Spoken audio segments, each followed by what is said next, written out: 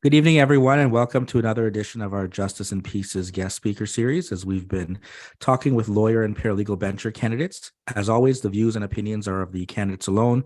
They don't reflect me, Justice and Peace's, Trials College, or any other education institution or organization I'm affiliated with. Continuing our discussion this evening, we have Jonathan joining us here today. Jonathan, perhaps we can get started. You can tell us a little bit more about yourself, and thanks once again for taking the time to talk with us.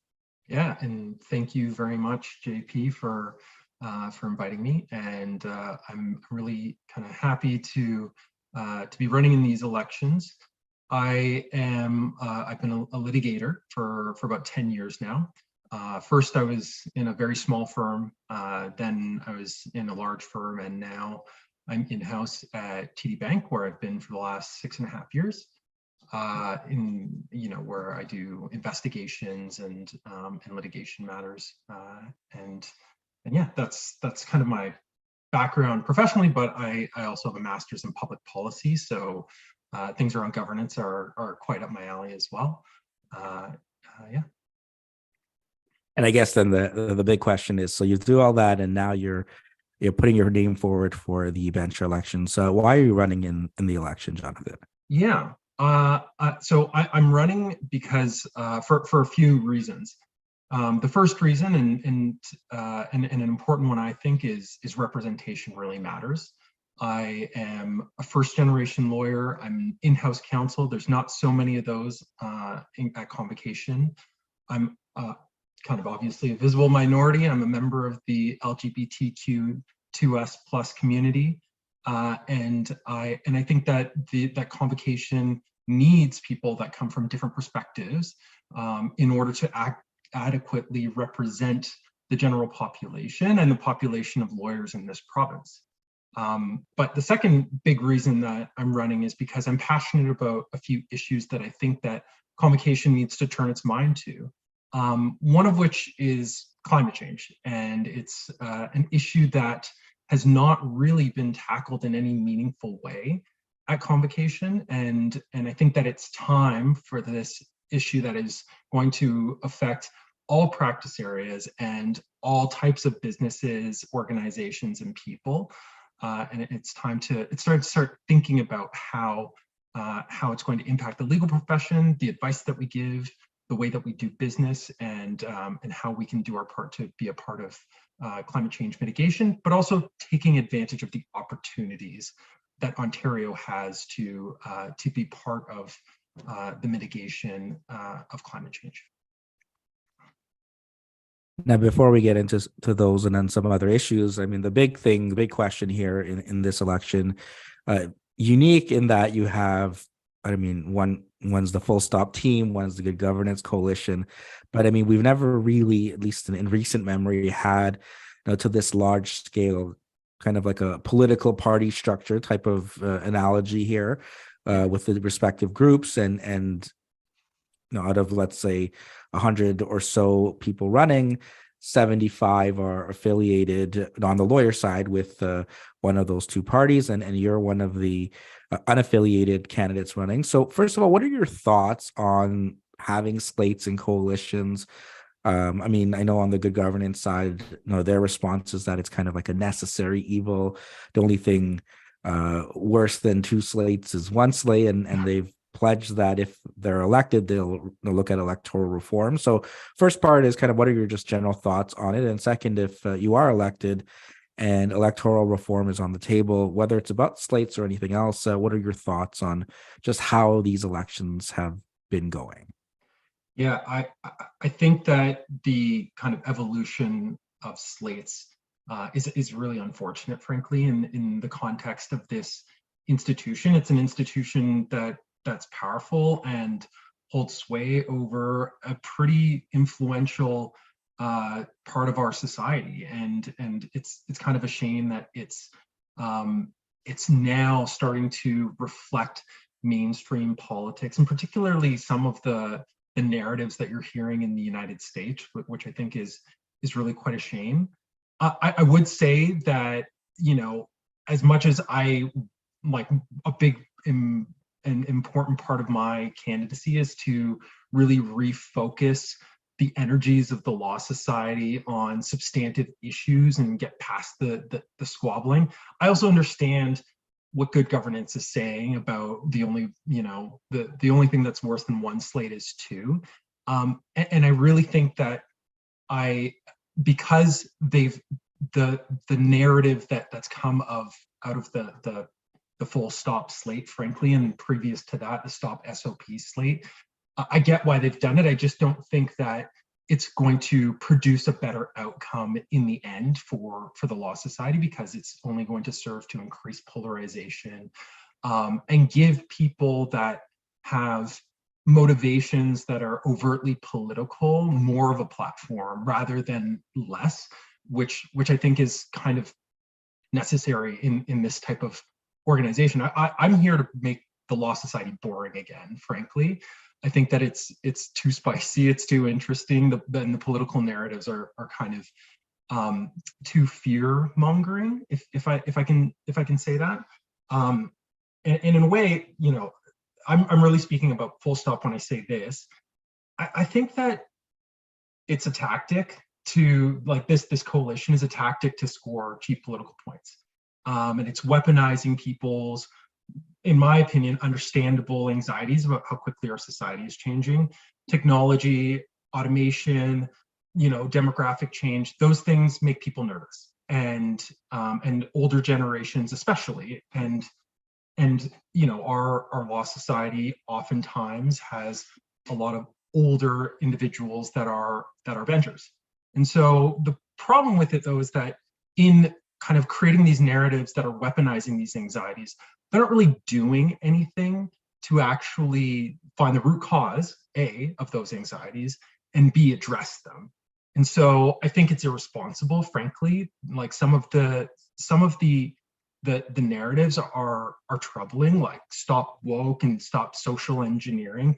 It's really unclear what social engineering means. Like, social engineering, the idea that someone who has a diverse background like myself should not be considered as an applicant to certain positions. Like, it's a slippery slope in my mind, and it's a little bit troubling. And I think that I would like to kind of get the narrative away from that, but stop enhancing the platform that this kind of overt politicization of the Law Society has given people who want to beat the drums of the kind of far right narratives that are coming out of the United States.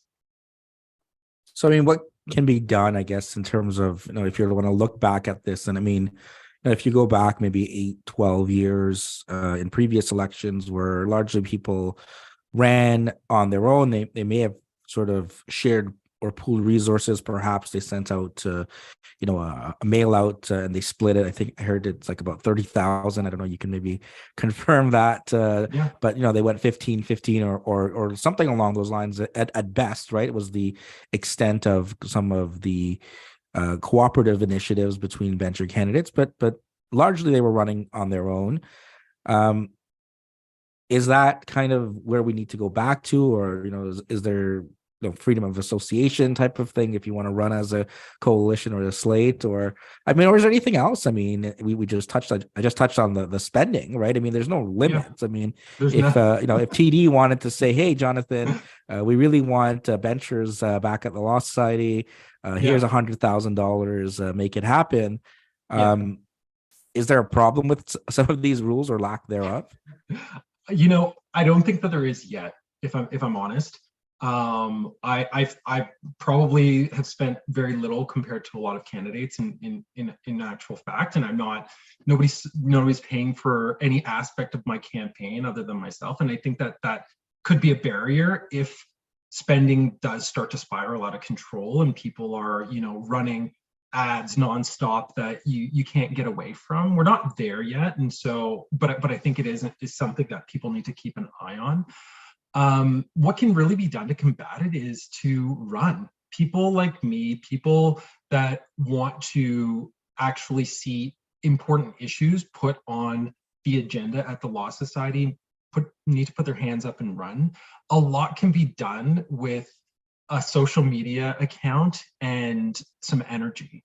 and you have to reach out to people, contact everyone you know, and really work your networks in order to get people interested in voting for you. Because in this particular campaign, in my view, I think that a lot of people who are paying very close, we're always paying very close attention to what's going on, are more likely to vote for one slate or another. But the number of people that actually vote in these elections is a very small proportion of the legal profession. And so people like me, I'm looking to speak to people that don't traditionally vote, lawyers, licensees that don't traditionally vote, and licensees that care about the issues that I'm putting on the table. So I'm hoping that ideas win the day here, and that there's a healthy number of independents that have brought fresh ideas to the table to kind of buffer those who are elected from the two slates. And of course, the people that are running in slates have that advantage of being able to pool resources. But I think that there's enough out there. And I do think that a lot of licensees are also troubled by the idea of the Law Society becoming this overtly political body. Sort of last thing maybe on this point, you brought up voter turnout and apathy in the last election. And again, we don't know what the results this time is going to be, and certainly the turnout. I mean, anything there that you've thought of that may make it increasing the numbers? I mean, is it just the voter fatigue about? I mean, it's online, right? So I mean, it's not like we got to go down to Osgoode Hall or check out the new courthouse across the street and then go and vote in person or in different areas. But I mean, I don't know if you've given any thought to maybe our system. I mean, or even perhaps our elections the best the way to create our board. Is our board too big? Are there too many votes? I mean, I've heard a lot of different things, but I mean, I don't know if you have any thoughts on just increasing voter turnout. Whoever people are going to vote for, doesn't matter. Just get the vote numbers up. Yeah, I think that there's a couple of things to unpack there. One, I mean, low turnout could mean that people are overall fine with the way that the Law Society is running and don't feel like the issues that are being brought up are necessarily going to undermine the Law Society's ability to meet its core mandates. The opposite side of it is that perhaps people aren't speaking to the issues that matter to people. And I think that is what inspires people to vote generally. When you look at general elections, a lot of non-traditional voters voted in the Obama eras. And that's because he was a new face that had new ideas. And right now, I think that what's happening is that we're seeing kind of old issues come up over and over again, and people that are highly motivated around those issues vote. And then people who know people that are campaigning vote. And then other than that, it's fewer. I think the issue around law libraries, courthouse libraries, is probably going to bring a number of people in to vote, because it's a facility, it's a service that people use every day, or very frequently in order to practice. And so I think that there will be a lot of people who want to protect that resource. Not saying that you need to you want to threaten the resources that people have available to them to get voter turnout, but it's about speaking to the issues that matter to people. That's really what's going to drive turnout. Now, speaking of those issues, now you've highlighted a few issues, and perhaps we can focus the rest of the time here on some of those issues. So maybe tell us a little bit more. I know you've touched on a few of them already, but kind of if you're elected, what are the things you'd like to bring to convocation for discussion? Yeah, so the three core kind of issues to my campaign are climate action at the LSO, READY, so reconciliation, equity, diversity, and inclusion, and early career licensees. I think that the discussions around equity, diversity, and inclusion are very common. So really the issues that are kind of a little bit newer for people certainly is the issue of climate, and then focusing people's attention on early career licensees. So those are I would say those are the two kind of top issues that I would want to address, like day one, first 100 days at convocation. Okay, so let's get into climate action. I mean, it's perhaps I don't think it'll come up anytime else. So you definitely have the floor of all the candidates, at least the ones I've spoken to about this issue. And I mean, Yeah, where do you see the Law Society's role? I mean, maybe that's the yeah, better question, right? Is what can the Law Society be doing via climate change and regulating the profession and the public interest, right? I mean, sometimes we kind of lose sight of, and there's a lot of talk about, the Law Society is doing too much, too little, creep, yeah. right? What's their mandate there? So what would you say the Law Society should be doing on around this issue? Yeah, so I think that first and foremost, like you said, Law Society has an important role in making sure that we are governed in the public interest, and it's also about improving access to justice. In my view, climate change it's an issue that's structural. It's a wicked problem that crosses our entire economy, but also our social fabric. So it's a human rights issue. It's an economic issue. And of course, it's an environmental issue as well. And so I think that it's very important if you want a legal profession that is ready for the future. You need to. It's very important that they understand what climate change is, how it's going to affect our society generally, but also how it's going to affect their clients, what opportunities potentially exist for their clients to be part of net zero transition plans. Every single municipality, or at least the vast majority of municipalities in Ontario, have net zero transition plans that target zero greenhouse gas emissions by 2050. Some of them, like Toronto, have accelerated them to 2040. Most of them are not binding on businesses yet. And when they do start to become binding in different ways, that's going to be a legal obligation that comes out of regulation. And people who run businesses will be affected. Large organizations will be affected. Government organizations will be affected. And so I think that it's really important for the legal profession to be ready. So in terms of specifics that the Law Society can do now, I think that there has to be some incremental steps towards kind of a full-throated plan for the Law Society. But I think the first and very important step is actually the development of climate CPD content that's either made directly by the Law Society or organizations that highlight the essential role that lawyers are going to play in the transition of our economy. I think that law firms themselves obviously have emissions as well.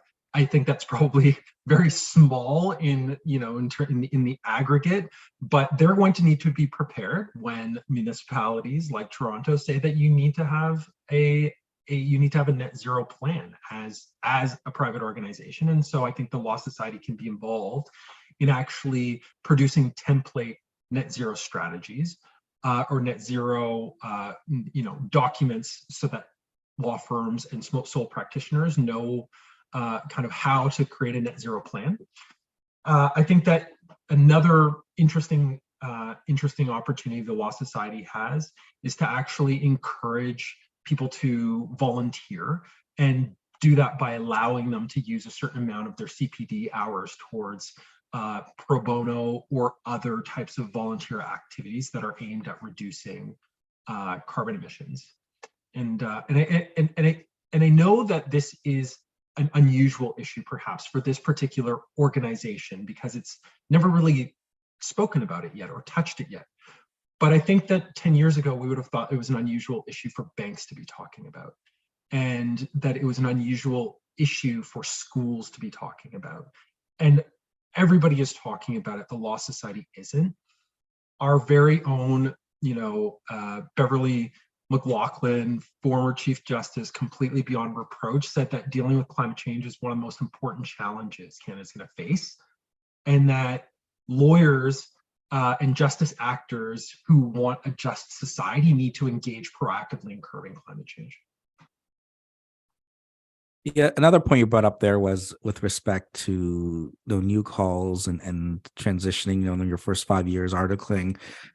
So again, I mean, there's been lots of talk, whether it's articling, whether it's fees, whether it's a combination of all those things. I mean, even to an extent, coming out of law school. I mean, I don't know how much it was. We kind of came out, I think, a year apart or so.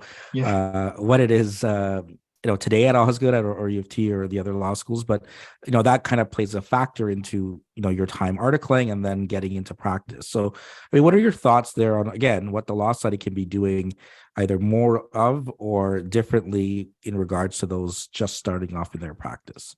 Yeah. So I think that there's kind of two issues. There's articling, articling and pathways to getting your license, and then actually supporting early calls once they've gotten their license. I think the law study is very focused on pathways to licensing, and not paying as close attention to the ongoing needs of young lawyers. Right now, I think that the things that are really challenging for young lawyers are finances.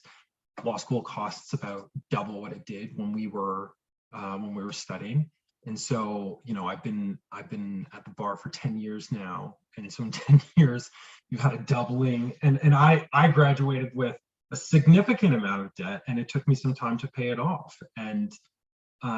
So that I think the place that the Law Society has with respect to that issue in particular is actually talking with the law schools, advocating to the government, to see if what capacity the government has to influence the fees that students are paying in law schools. And traditionally, the Law Society hasn't really had a role in telling law schools what to do, but it impacts the profession, it impacts access to justice, and it's a barrier to different types of people joining the profession, which ultimately is not good for the profession.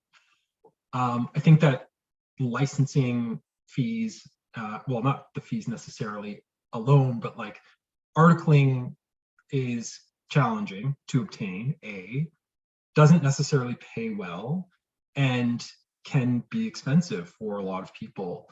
And so that's yet another barrier right at the beginning of your profession. And it is a cost of admission.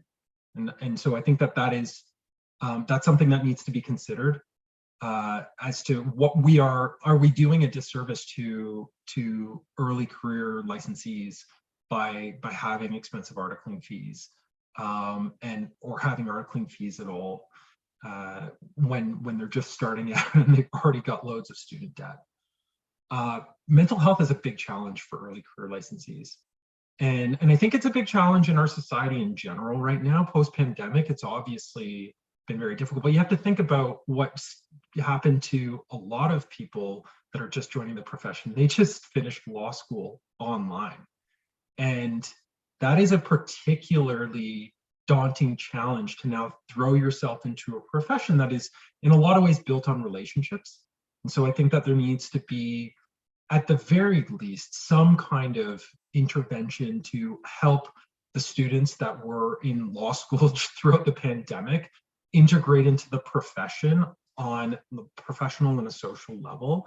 I know that the OBA, the CBA have an important role to play there, but this is an issue that the LSO should be alive to as well. Yeah, and of course, actually trying to address articling shortage is important as well. And I don't know if you have other questions, or if you're interested in my view around the approach to kind of articling at this stage. Yeah, I mean, I guess maybe you can touch on your approach there to articling. And the other thing, I mean, it's maybe like about 15 years, but I remember our paths once crossed overseas, and then you have Yeah.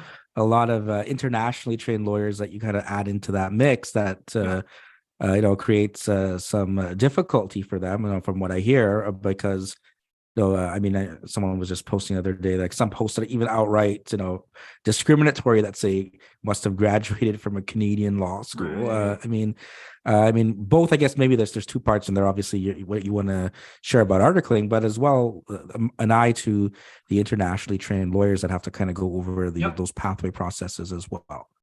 Yeah. It's kind of sad, I think, when we discriminate against internationally trained lawyers, because so very many internationally trained lawyers are excellent, right? Like they've gone to excellent schools in other countries. They either were Canadians who chose to study abroad, which I've done. I did my LLM abroad. I did my master's in public policy abroad.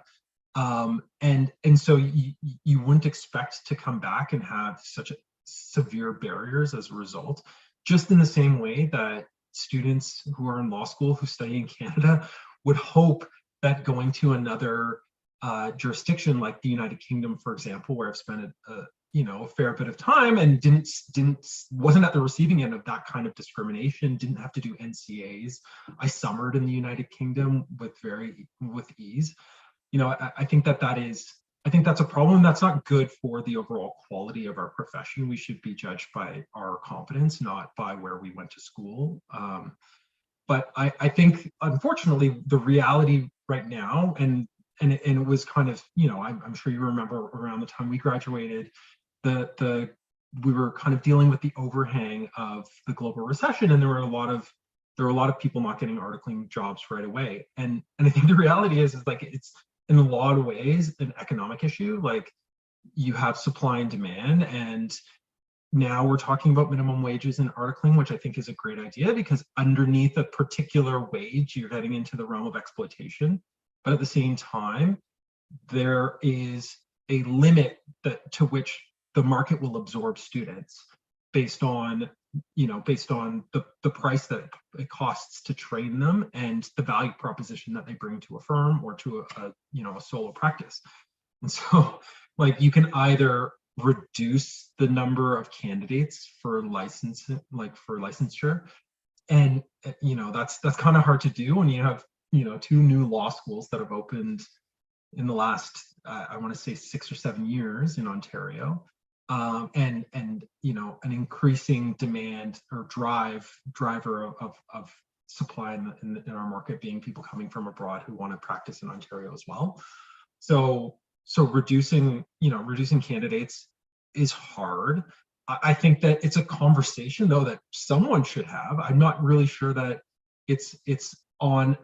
I don't know what the conversations really were that with the Law Society and the Minister of Education, Minister of Justice, when they were approving opening new law schools. I'm not saying that you shouldn't, but Ottawa U doubled in size.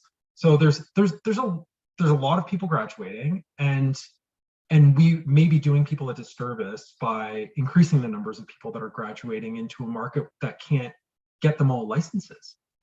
The other side of the equation is demand, and demand may increase if you increase the value proposition for firms. And you can do that either by subsidizing articles for smaller firms and solo practices. You can also increase the value proposition by finding a way to have your students be trained better and more, like remove some of the hands-on training that the principals have to do, and either do it in advance, via the Law Society itself or through the law schools, so that they can hit the ground running and actually contribute to the bottom line a little bit sooner and a little bit more. All these things are super challenging, and frankly, a lot of them are expensive propositions. The Law Society, it's not clear like what the Law Society can do in terms of marshaling funds to subsidize articles or to enhance training for students. But I think that, again, these are conversations that need to be had. And above all, at this point in our development as a democratic institution, I think that there absolutely needs to be more representation of early career licensees at convocation, either people running and getting elected, or both, that and actually having like a town hall at least once a year for people in their first 5 years of practice. Surveys happen from time to time, but I don't think that it's enough for people to understand the issues that articling students and early career licensees face, and the barriers that continue to increase. Like I look, if I wanted to become a lawyer now versus when I did it, it seemed daunting back then because it's so expensive and I was going to be taking out so many loans. I never met a lawyer before I went to law school. And so this was like a very difficult decision. I was studying science and just thought that this would be more aligned with, with my skill set and my interests. But now I think it would be like the amount of debt would be colossal, and then having uncertainty around whether or not you're going to get a good job afterwards might not be worth it. Now, Jonathan, last couple of questions here. Speaking of about all that, there are hopefully some law students, paralegal students of mine listening as they look to kind of make exactly that jump and exactly the concerns you have. They have any words of wisdom, any advice for them as they look to get into our career? Yeah, I can't impress upon people enough the importance of getting a good mentor. The profession is a challenging one, but it is actually very generous in that respect. A lot of people struggle to become great practitioners or to get into law school or in their early stages of their careers. And so every individual who's seeking a license and graduating is different. And so seeking out people who have paths that you're interested in or have backgrounds that are similar to yours, that can be especially helpful. If you have the luxury of getting a good articling job, budget, don't spend money like like you're CEO of a company. It's not a good idea. you have to understand that like your future flexibility depends on you being financially prudent. But stand up for yourself and bring your whole self to work. Be an original. That's super important, I think, in our profession. Obviously the demands of any individual job are going to be unique, but don't lose yourself in the process.